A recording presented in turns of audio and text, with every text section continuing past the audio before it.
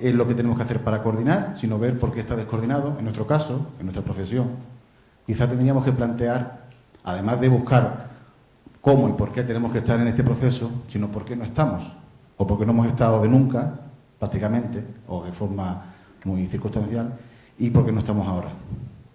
Y para hacer esa reflexión, quizás habría que plantearse los dos aspectos primarios de nuestra profesión, que es la formación académica, que como bien ha explicado el señor Velasco antes, está ahora quizás en un proceso de adaptar el plan de estudio a lo que la sociedad demande. Quizás esa carencia que hemos tenido históricamente en formación jurídica, que sí tienen nuestros homólogos europeos, que de todo eso es sobrada conocido, su papel importante en estos procesos. El que la universidad, como base primaria, desarrolle esa formación de alta cualificación en materia jurídica. Solamente habría que buscar el caso de otros países como Francia, Alemania, donde tienen más de un semestre en materias jurídicas puras. Y por otra parte, el segundo aspecto primario es la gestión del colegio. Una vez que el egresado de la universidad pues se le guía en esa faceta de la integración del papel del ingeniero técnico en topografía en las actividades que tienen que ver con la propiedad, el catastro y el servicio jurídico complementario a los otros operadores jurídicos. La pregunta es, por ejemplo, la Escuela de Madrid, en el plan de estudios que quizá piensa diseñar para promover estos cambios, ¿va a integrar suficientes materias jurídicas como para satisfacer lo que hoy aparentemente nos han transmitido los operadores jurídicos que necesitamos tener para, una vez que egresemos de la universidad, poder acometer estos servicios no de manera circunstancial, sino de manera efectiva y al mismo nivel que estos operadores, y en el futuro quizás, ¿por qué no?, ostentar una función similar a la de nuestros homólogos europeos? Nada más. Gracias. Muy bien. Yo voy a contestar un poco a la presencia de la profesión. Yo creo que de las dos patas que hemos hablado, registro y catastro, evidentemente en el registro la profesión no va a estar nunca presente, pero en el catastro siempre ha estado presente.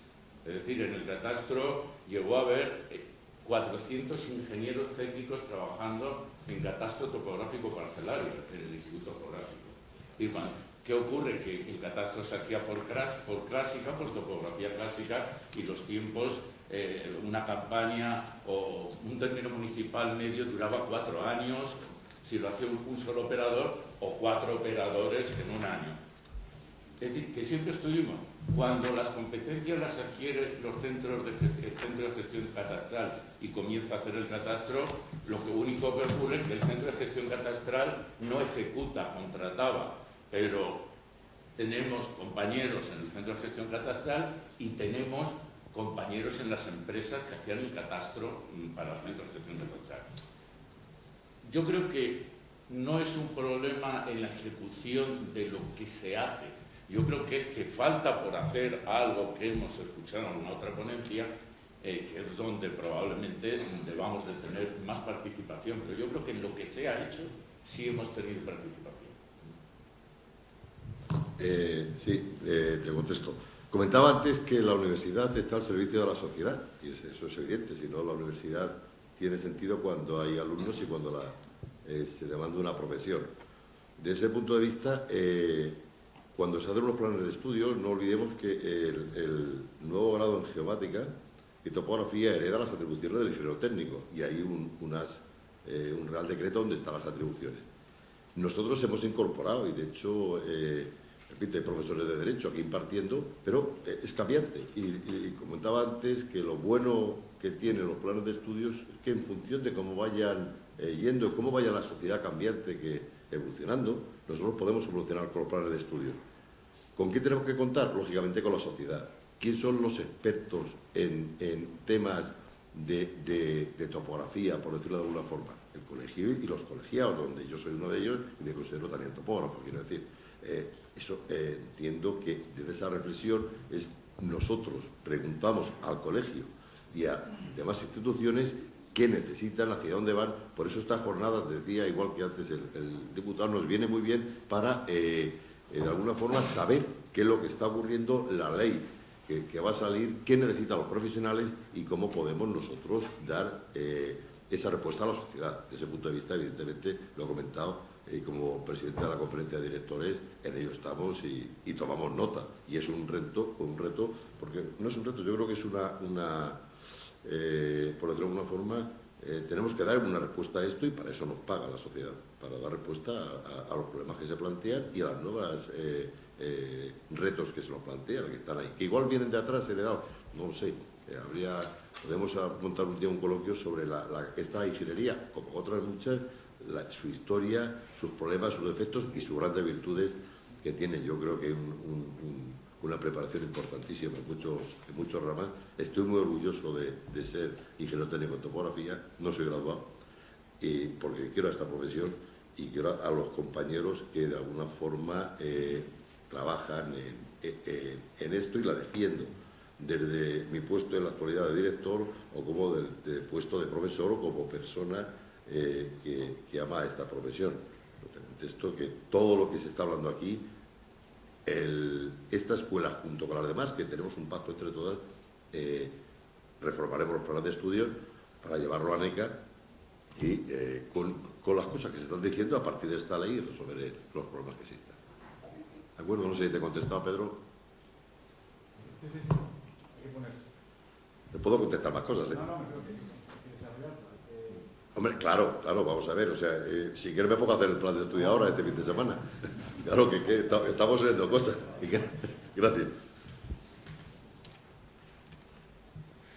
Yo trabajo en una administración local y ya a exponer también algo.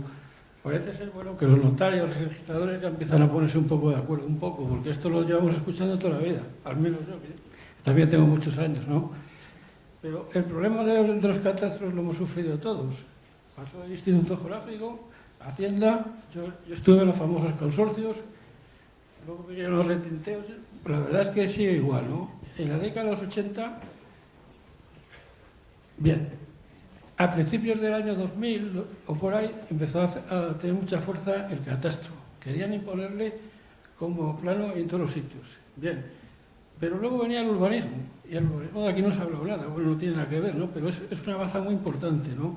Y la verdad es que el promotor del catastro y de la propiedad al final siempre es el urbanismo. O sea, las grandes corporaciones locales no utilizan el catastro, lo utilizan como documento para ver lo que hay allí, ¿no? Pero en realidad hacen sus vuelos, lo hacen empresas de cartografía o quien sea, pero lo hacen profesionales, ¿no? De ese plan general viene su planeamiento de desarrollo, que son los planes parciales, y todas esas figuras van a los registros, al catastro y a otros sitios oficiales, ¿no? El problema es que hoy día todavía en el catastro, pues no sé, hay calles que por un lado son del ayuntamiento y por otro lado pues no se sabe quién son, porque el catastro todavía no aparece.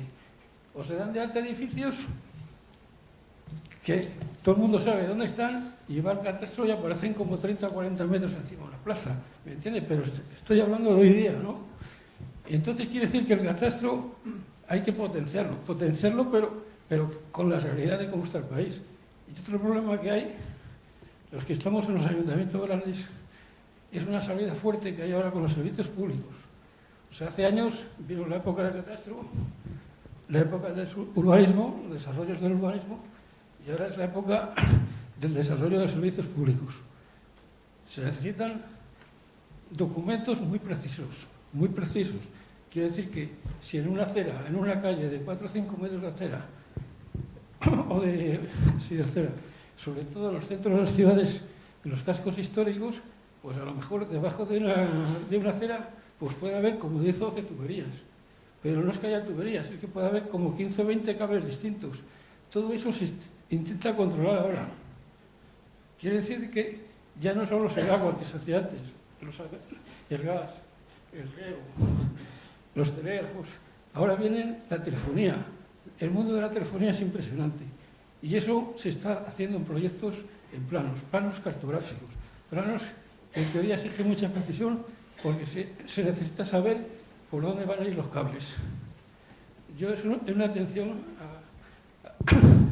al profesor, al director de la Escuela de Madrid, para que se tomen en conciencia estos temas.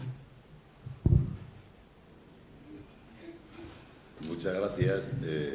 En eso estamos. Quiero decir, hay muchos temas que igual se desconocen, pero se imparten en la evolución de los planes de estudio. No sé si los conocen, con fallos, lógicamente.